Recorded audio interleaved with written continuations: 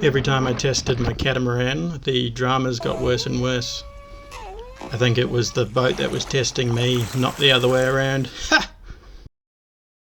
So here's my first design attempt. I thought it looked pretty snazzy, so I printed it, painted it, put it together and put in this little drone motor. And once I heard it screaming, I thought, man, this thing is going to fly. Listen to that. Found this old wetsuit material, but I have a feeling there's a better way to waterproof the lid bit. Anyway, took it down the lake to give it a test. Let's see how she goes. And as you can see, it seems to have some kind of fear of the water. It doesn't want to be in the water. Found out later this is called porpoising. Tried putting some extra weight in the front, but because of the silly shape of the hull, the bow just dug in before you could get moving. I thought, screw it. New design. Looks cool though. So here's my second design. Came up with a great name. Water damage. Took it back down the lake and it was a bit rough this time. Thought I'd try it anyway. Got smoked by a wave going out. Smoked by another wave, so I turned it around quickly. Got smoked on the way back in as well. Thought I'll take it to the pond instead. But then the pond had its own hazards. Bush, twig to get the propeller stuck on. Had to pull it out of there with a big stick. Finally got it free and then boom! Got stuck it in a tree. How's that work? Had to get in there and retrieve it. Not the first time I've been in this pond. Alright, now we're ready for a test. Turn her around and fang it. And oh no! This one porpoising as well. But before I could give it a second test, I somehow got stuck in the bushes over here and had to go in again. Then I went home and thought, screw it, I'm never coming back to this pond. Painted the name, water damage. Found this river while I was out. Beautiful, this is the spot to test boats. Gave it a hoon here. Oof, not bad. And then I lost all the power again. Turns out the motor shaft was slipping on the coupling, so I filed a little flat spot on it. That way the grub screw's got something to grab onto. Put it all back together and took it back down to the lake, and then boom, straight away capsized it.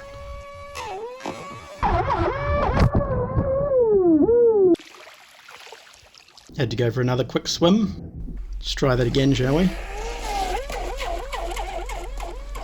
Had a good little hoon with it here. Porpoising's not too bad.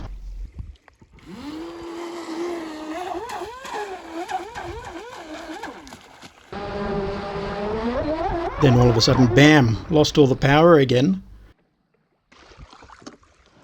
As soon as I got it out of the water, I could smell burning. And yeah, look at that. Oh, the ESC's completely melted. Fanging it too hard. Had a spare one at home, so I put that in.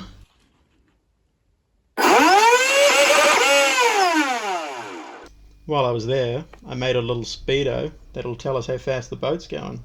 Went back to the lake and look at that! Beautiful conditions. Woo.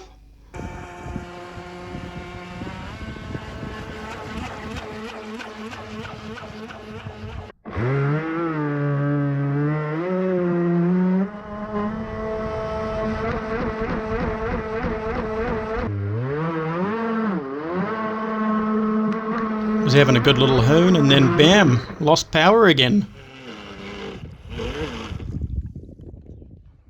Turns out the whole motor mount had snapped. Speed was good though, look at that, 47 k's an hour.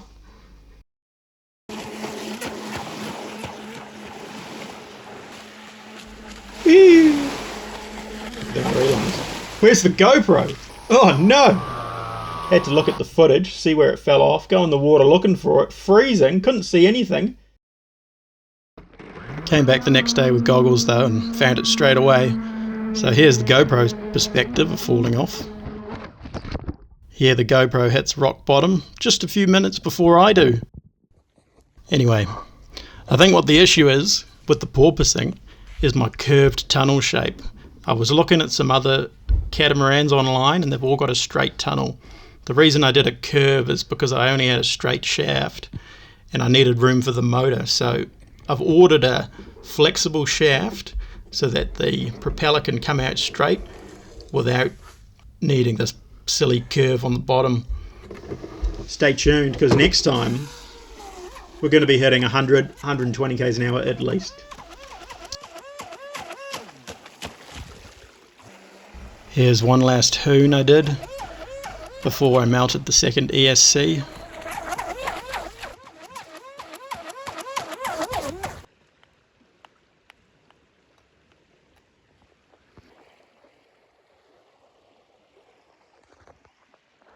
I was hoping it would drift back in, but it only got further away. Had to go for a swim and get it again.